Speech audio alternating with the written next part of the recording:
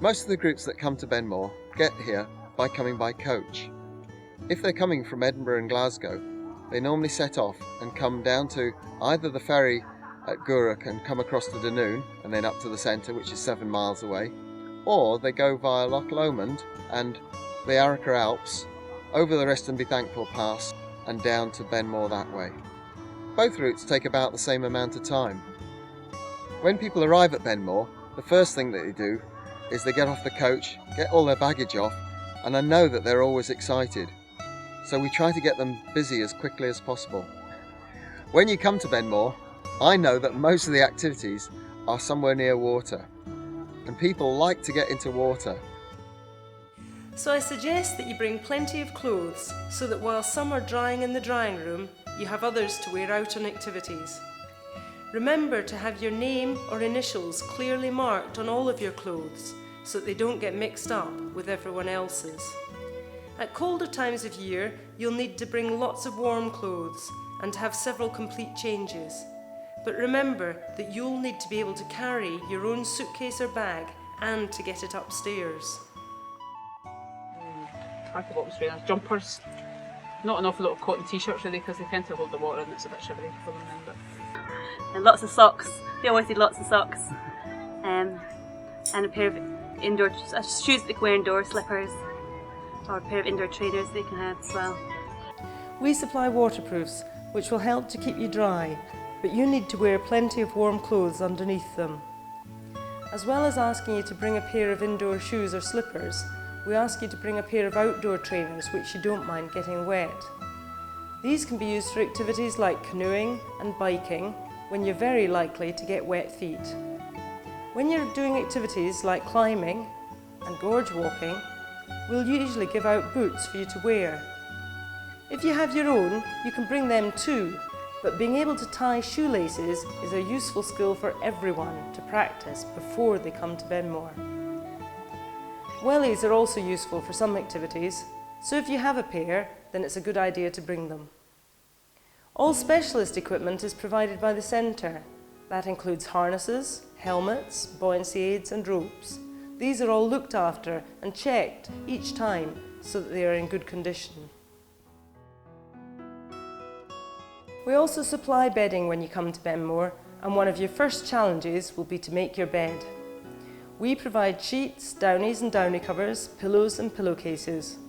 A bit of practice, especially without a fitted sheet, before you come to Benmore will make this lots easier. You will though need to bring a towel and your wash kit with you.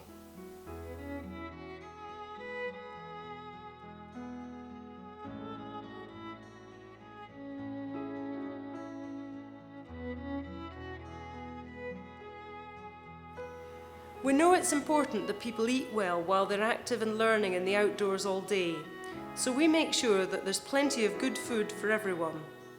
We provide good healthy food that children can enjoy and which gives everyone plenty of energy while out on activities.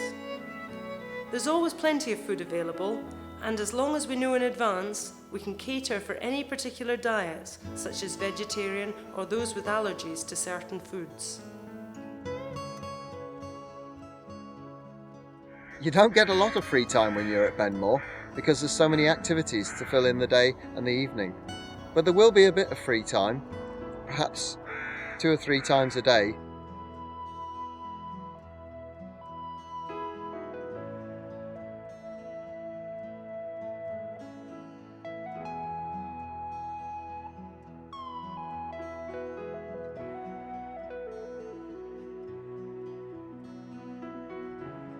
Many of the activities at Benmore require specialist safety equipment. We make sure that it's maintained to the highest standards and that it's regularly replaced. So if you're doing climbing or caving, the harnesses and the ropes that are used and checked every time before they go out. For all of the water activities, we have buoyancy aids, flotation devices to keep you afloat should you happen to fall in the water. And for some activities like sailing, we have special safety boats which are designed to be on the water and there should you need them. Although people arrive in a coach at the beginning of the week, because all of our activities take place in small groups, we have our own minibuses to get you out to the activities. We are very lucky because we have most of the places that we go and do the activities are close to the centre.